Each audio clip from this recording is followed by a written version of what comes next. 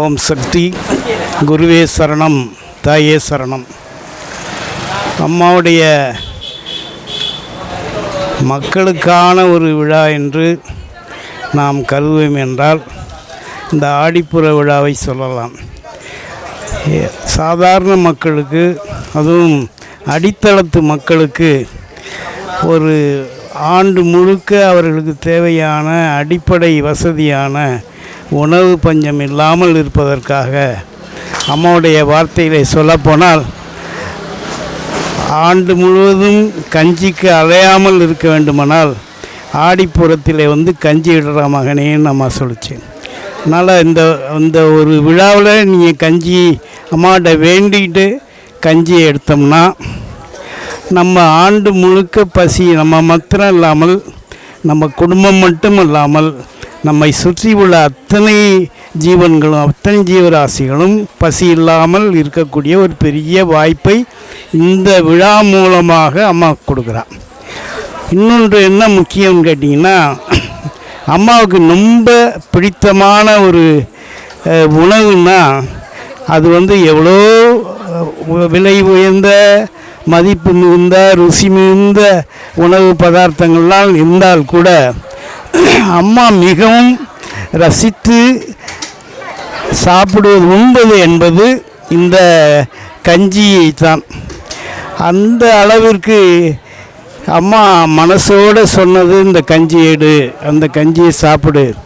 இன்னொன்று விஷயத்திலேயே குறிப்பாக இன்றைய உள்ள சூழ்நிலையில் அதிகப்படியான சர்க்கரை நோய் உள்ளவர்களுக்கு இந்த கஞ்சி என்பது எல்லா மருத்துவர்களும் சொல்லக்கூடிய ஒரு உணவு முறையாக அமைந்திருக்கிறது. ஆகவே அந்த வகையிலும் கூட எல்லா மக்களுக்கும் ஒரு தேவையான அவர்களுடைய அடிப்படை தேவை, சுகாதார தேவையை, உடல்நல தேவையை பூர்த்தி செய்யக்கூடிய வகையிலே இந்த கஞ்சி அமைகிறது.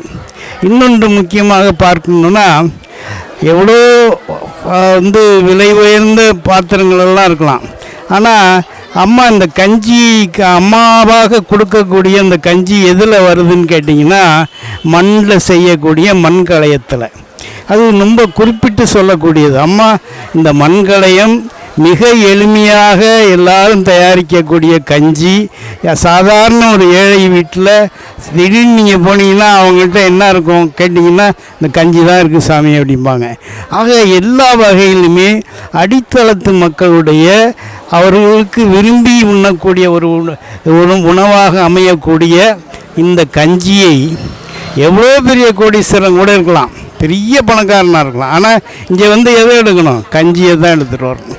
ஆகவே ஒரு சமத்துவம் என்பது ஆன்மீக ரீதியாக அம்மா கொண்டு வந்தது. அவருடைய மனசுலையும் அந்த கஞ்சியை எடுக்கணும் நம்ம அப்படிங்கிற. ஆக எவ்வளவோ இதில் புரட்சியாக நாம் ஆன்மீகத்தில் ஒரு மறுமலர்ச்சியாக அர்த்தமுள்ளதாக, அது அர்த்தமுள்ள இந்து மதம் என்று சொல்லுவோமே, அதுபோல் ஒரு அர்த்தமுள்ள ஒரு விழாவாக, ஒரு ஆன்மீக விழாவாக அம்மா இதை நமக்கு கொடுத்திருக்கிறாள்.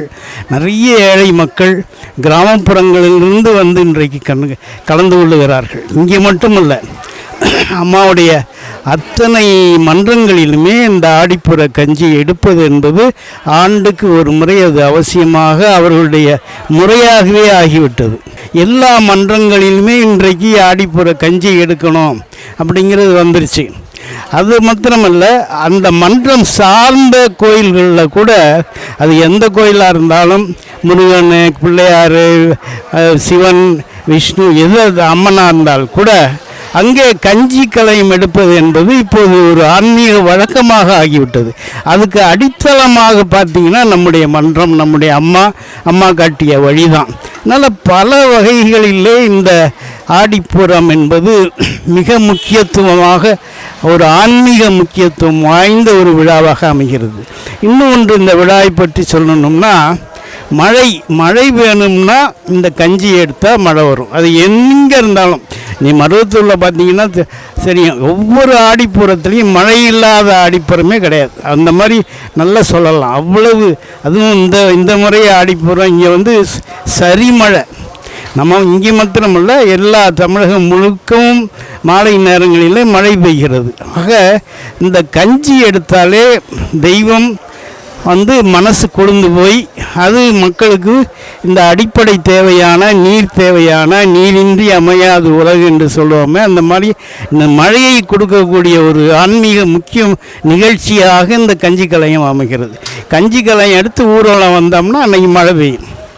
அம்மா எப்படி வேள்வி செய்தால் மழை வரும்னு சொல்லுவோம், அதே மாதிரி கஞ்சி கலைய ஊர்வலம் எடுத்துகிட்டு வந்தால் நிச்சயமாக மழை உண்டு. அதுமாதிரி பல முக்கியத்துவம் நாட்டுக்கு வேண்டிய மக்களுக்கு வேண்டிய அடிப்படை தேவைகளை கொடுக்கக்கூடிய பூர்த்தி செய்யக்கூடிய ஒரு ஆன்மீக நிகழ்வாக இந்த ஆடிப்புற கஞ்சி அமைகிறது. ரொம்ப மகிழ்ச்சியான ஒரு விழா. எல்லாரும் இதில் சேர்ந்துருக்கிறோம். எல்லா மதத்தாரும் எல்லா ஏழை பணக்காரன் வித்தியாசம் இல்லாமல் இந்த விழாவில் கலந்துக்கிட்டு எல்லாரும் நல்லா இருக்கணும் அப்படிங்கிற ஒரு சமத்துவ நோக்கோடு இது வர்றதுனால தான் இந்த விழா இவ்வளவு சிறப்பு, இவ்வளவு முக்கியத்துவம் பெறுகிறது, அவ்வளவு எழுச்சி பெறுகிறது. ஏன்னா எல்லாருடைய பங்களிப்பு இதில் இருக்கிறது. அதனால் இந்த விழாவுக்கு அம்மாவுடைய அருள், பரிபூரண அருள் நாம் பெற்றுக்கொண்டிருக்கிறோம். நல்ல இன்றைக்கு மேட்டூர் அணை நிரம்பி வழிகிறது. அதை பற்றி சொல்கிறேன்னா ரொம்ப நிறைய நேரம் பேசணும், இருந்தாலும் சுருக்கமாக சொல்லுகிறேன். எல்லா கர்நாடக அணைகளிலெல்லாம் நீர் பொய்த்து போய் மழை பொய்த்து போய் கர்நாடகா டேமில் தண்ணியே இல்லாத நேரத்தில் அங்கே பருவமழையே பொய்த்து போய் குடிக்கக்கூட தண்ணீர் இல்லாத நிலை. ஆக கர்நாடகாவில் தண்ணி இல்லைன்னா மேட்டூர்லேயும் தண்ணி இருக்க டேம்லையும். அங்கே பார்த்தீங்கன்னா நம்ம இந்த தடவை வேலி செய்கிறப்ப 30 அடி தான் தண்ணி. சரி, இந்த தடவை தண்ணி இல்லை போல இருக்குது அப்படின்னு அம்மாவை பரிபூரணமாக அம்மாட்ட வேண்டி அம்மா சொன்ன முறைகளை சித்ரா பௌர்ணமியில் வேள்வி செஞ்சு அந்த சாம்பல் எடுத்துகிட்டு போய் மறுபடியும் அம்மா சொன்ன முறைப்படி மேட்டூர் டேமில் இந்த முறை வேள்வி செய்து இந்த இரண்டையும் தீர்த்தமும் சாம்பலையும் எடுத்து போய் அங்கே நம் மேட்டூர் டேம் முழுக்க தெளித்தோம். அதனுடைய பலன் இன்றைக்கு கர்நாடகா முழுக்க எல்லாம் நோய்ந்து போன நிலையில் 2 நாட்களில் மழை பெய்து இந்த டேமெல்லாம் நிறைஞ்சு போய் அவங்களால அவருடைய கொள்ளளவையும் தாண்டி அது நிரம்பி வழிந்து அந்த தண்ணீர் இங்கே இருக்கிற நம்முடைய அணைகள் எல்லாம் நிரம்பி இன்றைக்கு எல்லா இடமும் ஓரளவுக்கு தன்னுடைய கொள்ளளவையெல்லாம் எட்டி எல்லா ஆறு குளம் எல்லா குட்டை எல்லா நீர்நிலைகளும் இன்றைக்கு நிரம்பி அம்மாவுடைய அருள்மழையில் நிரம்புகிற மாதிரி இன்றைக்கு இந்த மழையில் நிரம்பி வழிகிறது என்பது எல்லாரும் உணர்ந்து எல்லாரும் பார்த்து ஒரு கண்கூடான உண்மை நிகழ்ச்சி. இதற்கெல்லாம் அடிப்படை காரணம் ஆதிபராசக்தி அருளிய வேள்வி முறைகள். அம்மா நமக்கு இன்றைக்கும் கூட இருந்து அவ்வளவு அருளை தந்து கொண்டிருக்கிறாள். அம்மா இன்னும் சொல்லப்போனால் அம்மா வாழ்ந்த காலத்தை விட இந்த அருள் அருவமாக இருக்கிற காலத்திலே அவள் செய்கிற அற்புதங்கள் ஆயிரம் அதற்கு பெரிய சாட்சி இன்றைக்கு மேட்டூர் அணை நிரம்பி வழிகிறது என்பதை நான் சொல்லி கோடான கோடி விவசாயிகள் எல்லாம் இன்றைக்கி சந்தோஷமாக இருக்கிறாங்க. ரொம்ப நன்றி கடன் பட்டிருக்கிறார்கள் அம்மாவுக்கு என்று சொல்லி வாய்ப்புக்கு நன்றி சொல்கிறேன். ஓம்ஸ்.